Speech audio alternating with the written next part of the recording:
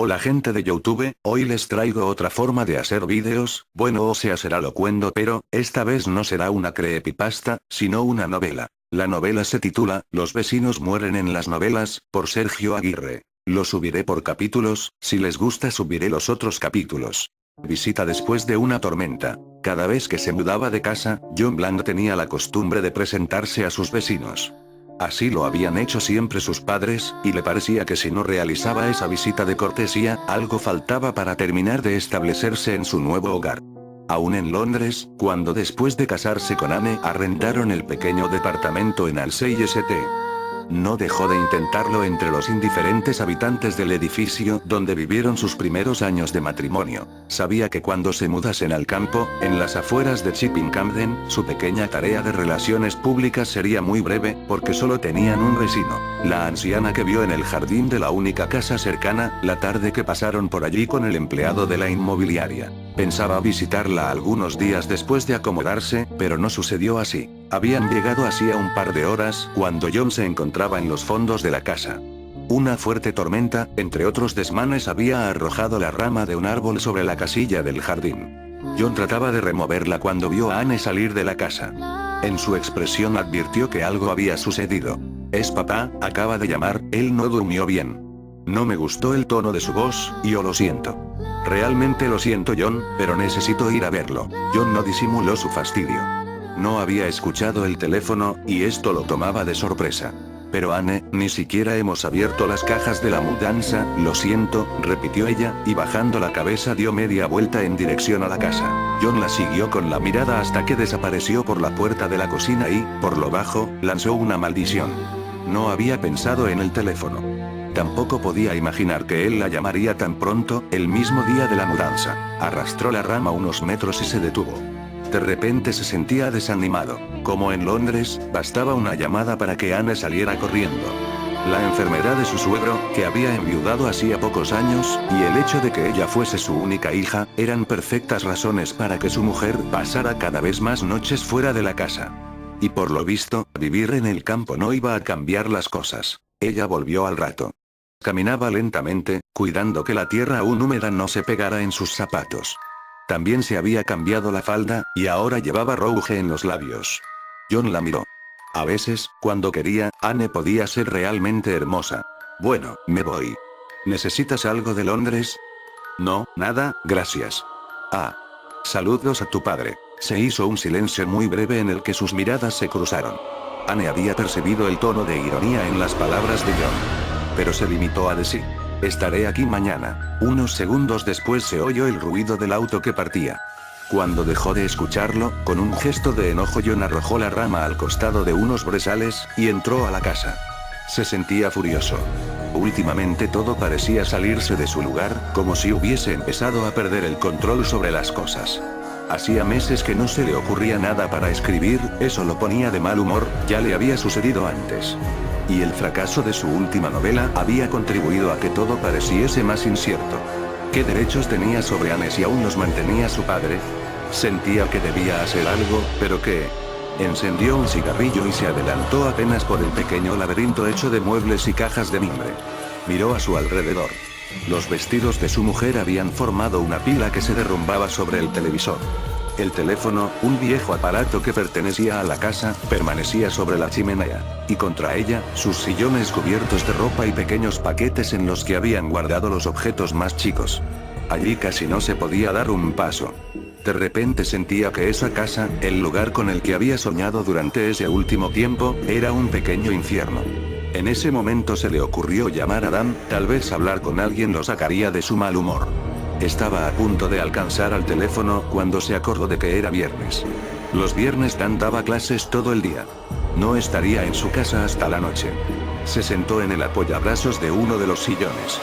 No tenía ganas de nada. Entonces vio, a través de la ventana abierta, que después de todo era una espléndida tarde de otoño.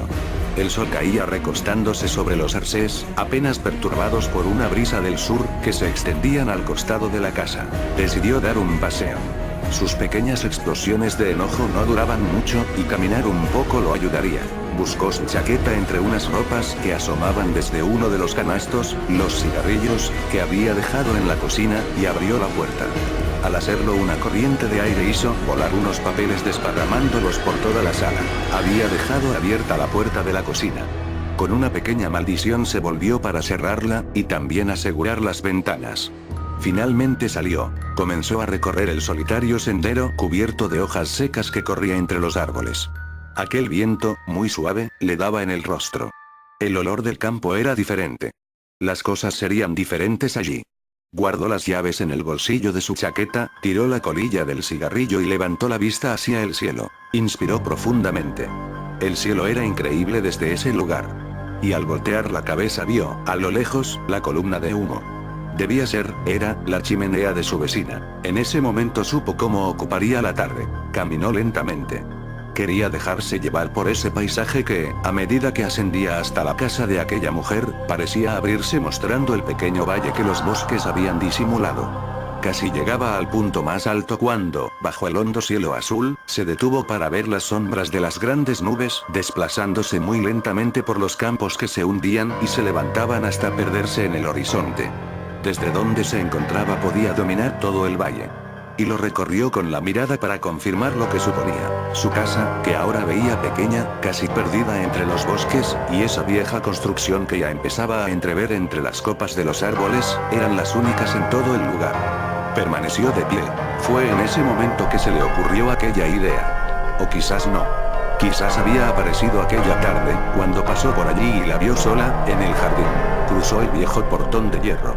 Detrás, unos macizos de flores eran lo único que parecía cuidado en el pequeño parque cubierto por enredaderas que trepaban, a su vez, los troncos de los árboles. Más adelante, se alzaba la casona. Se notaba que en algún tiempo había sido hermosa, pero ahora era solo una gran casa vieja. Tenía una parte central con un tejado en el que nacían varias buhardillas y hacia un costado se prolongaba en un ala que parecía más antigua que el resto. Del otro lado, una construcción de vidrio evocaba lo que debió ser, en otras épocas, un invernadero. John llamó a la puerta y esperó. Después de unos segundos le pareció oír un rumor de pasos en algún lugar, pero no era nada. Insistió, y mientras golpeaba se escuchó la voz, desde adentro. ¿Quién es? Percibió el dejo de alarma en la pregunta, y trató de sonar cordial. Soy John Bland, señora. Su nuevo vecino. No hubo respuesta. Perdone, no quisiera importunarla, solo que hoy terminamos de mudarnos y se me ocurrió venir a presentarme. Si usted está ocupada el ruido de la cerradura no lo dejó terminar. Después de algún forcejeo con la pesada puerta de roble, apareció el rostro de una anciana. ¿Vecino? No sabía nada de eso. Con mi esposa hemos comprado la casa que está allá abajo. John señaló con el brazo hacia el centro del valle, y pensé en presentarme. Le ruego me disculpe, si soy inoportuno puedo regresar. La mujer lo interrumpió. No, por favor, sé cuál es la casa. Sí, la conozco, he visto el letrero de venta, pero, la mujer soltó una risa simpática, no sabía que ya tenía nuevos dueños.